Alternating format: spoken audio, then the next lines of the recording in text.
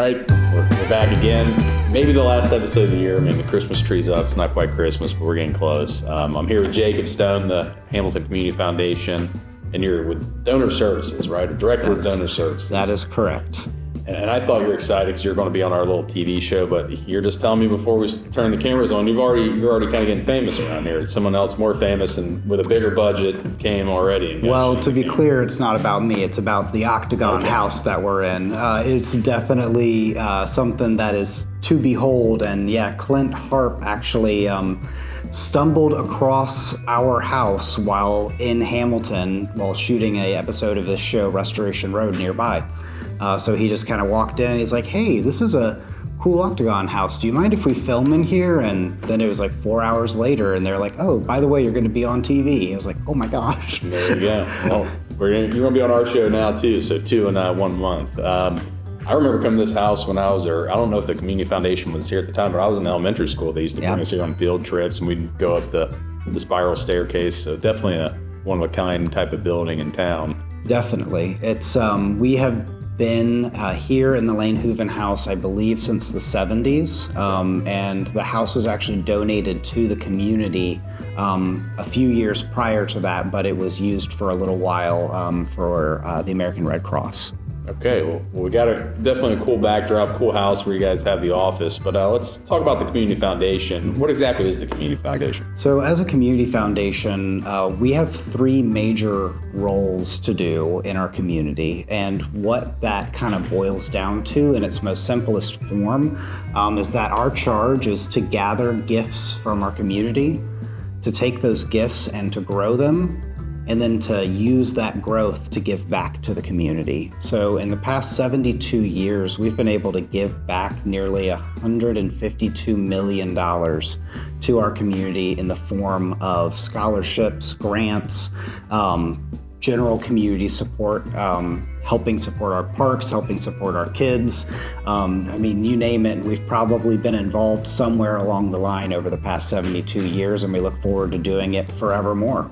So been around 72 years, so it's not a fly-by-night organization. No, not at all.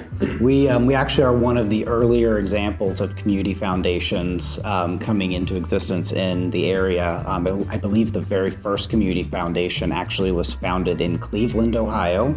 And so some lucky Hamiltonians had heard about what they were doing and brought the story back. And in 1951, on Christmas Eve, they got together and our 7 founders said, we want to have this here in our community to be something for our community to have, to look after our community now and forever.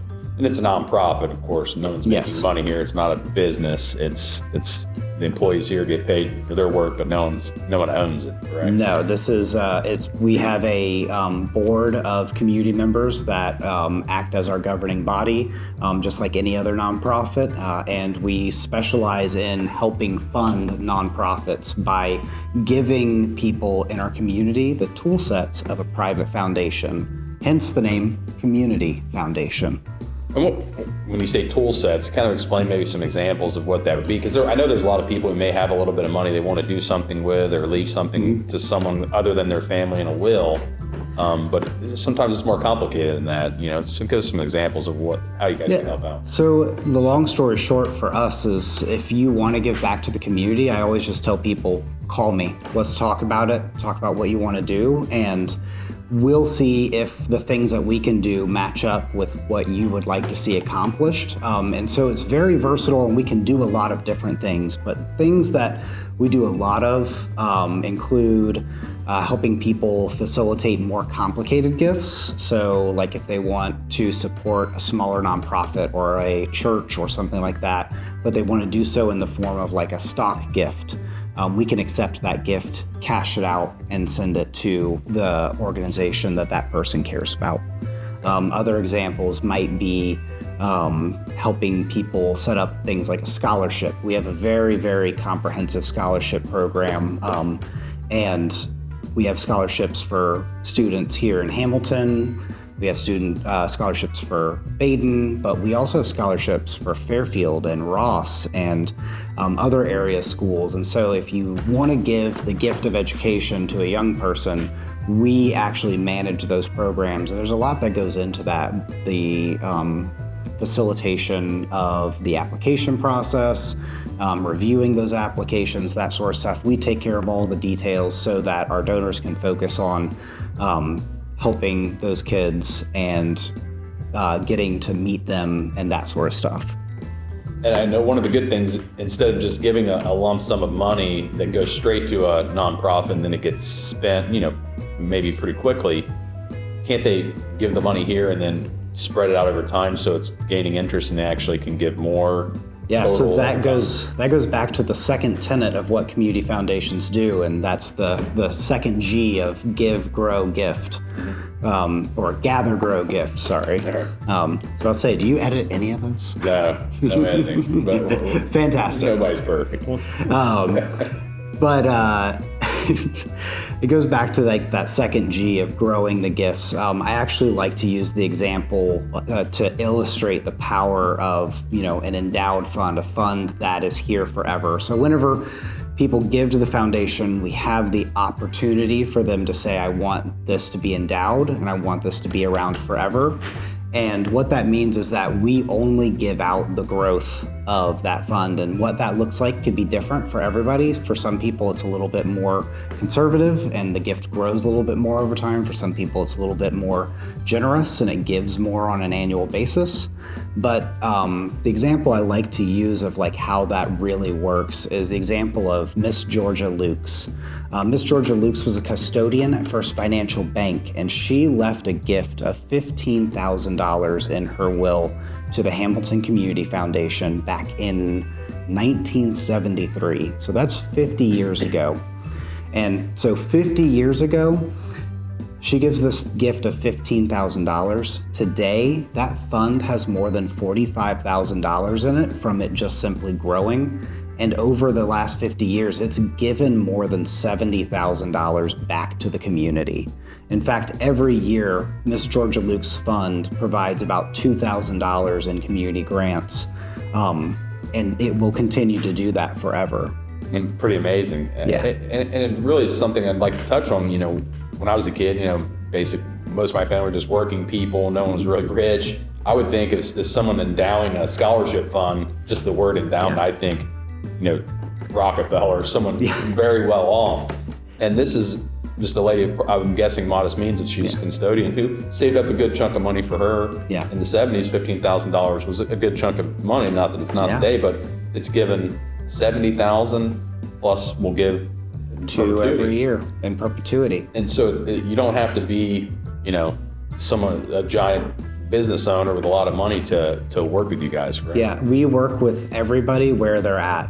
That really is another example of putting that word community in the title of Community Foundation. We work with donors who send us $25 a month and have done that for years. We also work with donors who provide one-time gifts that are larger. But really, it's about what works for you as a donor and what makes sense for you and your family. We help facilitate that, whether that's $25 a month or going up to making a large gift for the community in a way that you want to. So meet them where you are. So if they have questions or think they may want to do something, you're the guy to ask, and you guys can talk and see if it's something that you can do. Absolutely. I am talking to a lot of people. That's my primary role in my job, is to talk to people, tell them what we do, talk about the tools that we have as a charitable organization.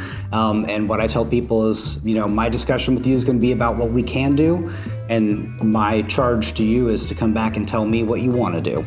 And if it works, it works, and if it doesn't, it doesn't. And really, at the end of the day, the more people who understand the kinds of things that we can do, the better off we are going to be. Research in the field of philanthropy has told us that 19 out of 20 people, so 95% of people, don't have a good understanding of what foundations do or how they operate. So really, a lot of what I do is just kind of sharing those basic tenets of, these are the types of things we can do. Here's how an endowment works. Here's how our legacy program works, because we do a lot of work with people in their legacy giving to help facilitate those planned gifts. It really is the possibilities are endless. Flexible. It's very flexible. We try to make a win-win situation for everybody involved. Is there a minimum to start an endowment fund? Yeah, so we have a starting amount of $5,000. So the first gift to the Community Foundation given by one of the 7 founders was $5,000, and we stick to that. The only exception is for scholarship funds. We like to start those at $10,000 minimum, just because really a scholarship is to be there in perpetuity, and we need a little bit more dollars to get a meaningful scholarship every year. But it doesn't have to be $5,000 today. We have a program called the Acorns program, and I have donors right now that have Acorn funds, and they are giving either monthly to that Acorn fund, or they're giving once a year to that Acorn fund. And essentially the idea is that when it hits that 5,000 mark, then it starts becoming functionable. Okay. And until then, we just say, we're gonna hold on to this on your behalf. And we're going to wait for it to hit 5,000. If for some reason you stop giving to it before it hits 5,000, it becomes part of the unrestricted fund. Okay. But we generally try to have people get there within 3 to 7 years. And that's on the $5,000, but same on the $10,000. It's just, it waits till you get to $10,000 before it starts giving out scholarships. Yeah. You can build it up over time or some years. Absolutely. Okay. That's good. So we've been talking a lot about giving, and hopefully people want to give, and that's great. It is Christmas, time of giving, Christmas time. But obviously, some people might want to get some money. How do kids or people with a good cause get money from the foundation? So I will say that we are very fortunate as a community foundation to have the support of so many people. And that's the only reason that makes the things that we do possible. But we actually have a scholarship program that is very, very robust. That scholarship program, specifically for high school graduating seniors, is going to start accepting applications on December 8th. Write it down, kids. If you know somebody who has a high school senior in their life and they're in Butler County, tell them to go on our website and apply. The beauty of our process is that we have probably hundreds of different scholarships, one application. That application, they fill it out, they put in all their information, and our system on the back end automatically figures out what scholarships that student is eligible for, and it throws their name into all the pools that they're eligible for without you having to sift through anything, look at anything. You just fill out one application, and it does all the work on the back end, and then we have a great scholarship review committee that put in a lot of hard work reading essays and learning more about these students, and they ultimately help us guide through to give those scholarships. But in addition to scholarship, we have a community grant program for all of our nonprofit organizations in our community. These are unrestricted dollars that have been trusted to the foundation to give back, and we give out grants 5 times a year. And thanks to our community and our community supporting that unrestricted grant fund, like Miss Georgia Lukes and her gift to the foundation, we have the capability of giving almost $800,000 a year back to the community in the form of grants. Sometimes those grants look like operating supports for those organizations that we all know and love, like the Boys and Girls Club or the YMCA or YWCA. Sometimes those grants are a little bit more creative and are more of a thing that supports something new and cool in our community. For example, the Hamilton Flea actually started with an unrestricted grant from the Community Foundation. So those are the kinds of things that we try to do. At the end of the day, we're giving to charitable entities, so nonprofits, houses of worship, schools, governments, and government-adjacent entities. And I'm assuming there's an application process for that that's somewhat simple, that if someone is interested in it, they would fill out the application. It's all on our website. And for the community grants, they're just going to basically put in the pitch for their project. Okay. Some information on their budget, that sort of stuff. The only thing that we don't really do directly as a funding organization outside of scholarship is provide direct support to people.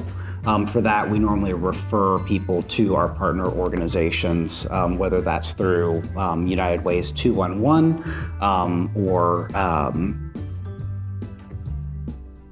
what is the other one? I'm trying to think of it. Self. Thank you. I was like, starts with an S.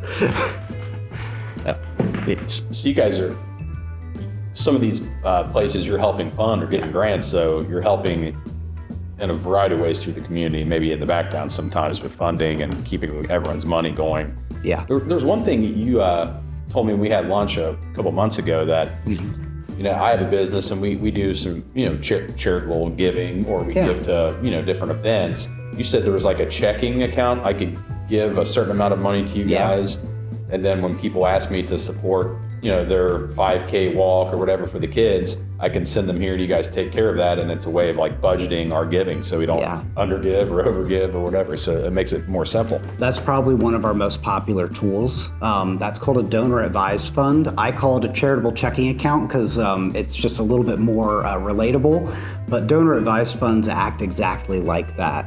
They are accounts that you can donate money to, whether that money is cash or appreciated assets that come to the foundation. And once that gets to us, those dollars become forever charitable. They have to be used for charitable purposes, but you or the donor gets an immediate tax write-off for that gift. So some people use it to simplify their giving, whether that's to just, avoid having to keep track of, 10 or 20 different tax receipts, or they use it more as a budgeting mechanism where they put a set amount in every year, and whenever they're asked for funds, they make gifts as they want to. And whenever the money's gone, they wait until the next year and they add a little bit more, and then they, continue on from there. Some people use it for more advanced tax strategies, like making a major gift in one year where you can maximize your tax benefits, and then giving those dollars out over time to those organizations that they care about. For those, that's kind of like ways that people can make their dollars go even farther because they're getting a tax benefit in addition to giving back to the community as well. And those accounts don't have to just give to local causes. They could give to the causes you care about anywhere in the United States, as long as it falls into that charitable use kind of dynamic. So it doesn't have to be in Hamilton or Butler County. Nope, it could be in New York, could be in Chicago, could be in Colorado, Texas, Georgia, anywhere. How many states do you know? I was about to say, let's not do that pop quiz. It's a really powerful tool, and really the only kind of like downfall or caveat to it is that we do ask that the minimum gift made out of those funds is $100, and that's just because there's administration that goes into making each of those gifts, and we can't be spending more on giving the money than we're actually giving. Yeah, that makes sense. All right, as we've talked a lot about the foundation and this job, this role, again, you're basically getting paid and your living is being out in the community and being very involved. But I've known you for a while, and before you even worked here, you've always been and still are super active in a lot of groups in Hamilton, whether it's neighborhood groups. I think that's where I first met you. All types of other events, whether it's the music or, 17 Strong. I don't even know how many things you're involved. Why do you think that is? Is it something about Hamilton? Is it something about just how you are, or a little bit of both? I think that it really comes down to how I am generally. I love the opportunity to get involved and help out doing cool things. I was very fortunate in my first job at the city of Hamilton to be actively encouraged to get involved in different community organizations. I don't know if I would be doing as much of the stuff I do today if it wasn't for that opportunity.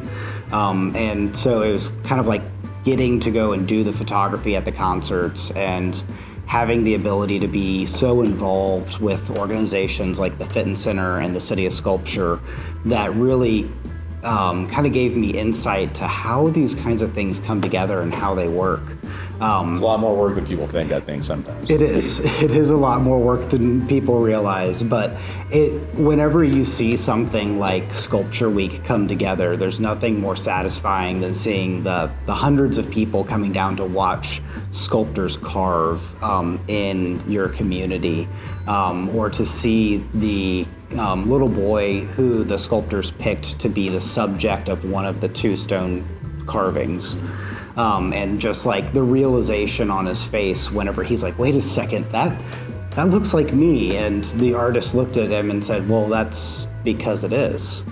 And he's like, oh my gosh, like, how cool is that?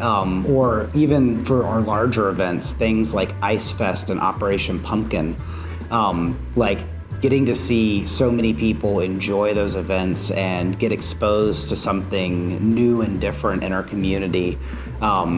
It's just a really cool way to be involved. It's just what they always say at Christmas when you're a little kid. It feels better to give than receive, but it sounds like maybe it's good to. I mean, it's stressful when the event's happening, but when you look back on it, you're like, that was really cool. I can't believe we did that. Yeah. Well, I really appreciate you sitting down and talking to us, explaining more about what you do at the Community Foundation. Is there anything else people should know or somewhere they should look to get more information? Our website is a great resource if you are interested in anything. I am really proud of this document. Get a good shot of that. This document is actually a revamp of a document we already had that I just put into a larger format, a little bit more interactive. It is a step-by-step guide to just thinking critically about you and your family and how you might want to give back, what motivates you to give, and how you want to give. And it's not just about money in this, it's about the 5 different T's, time, talent, treasure, testimony, and ties. By the way, I take the gift of testimony and ties in the form of referrals to talk to people all day, every day. I gave you one already. So I need another one. That's the only selfish thing I will ask for. But I think this is a great place to start and to think critically about what your part in giving back in the community can be. And this is available online. I'll give you the link so you hopefully can include it in this. You'll give me one. I can give you a physical copy. Right, I appreciate it. Yep. And if anybody has any questions, my mean mug's on the back with a phone number. Give me a call, send me an email. We'll set up a time to talk. All right, appreciate it, Jacob. Thanks for sitting down with me. It was great. Check out the house. Happy Thanksgiving, Merry Christmas. Yeah, we'll check out the house. And we'll look forward to you being on that TV show here in a little bit. Yeah, I think it might have already come out, but Restoration Road, the latest season, I believe they were doing a barn here locally, and he was here, and he was just walking down the street, and he's like, "Oh, look at that, an octagon." Well, it's cool building for sure, and a cool foundation we got here in Hamilton. We're lucky. Very lucky. That's great. I'm feeling it.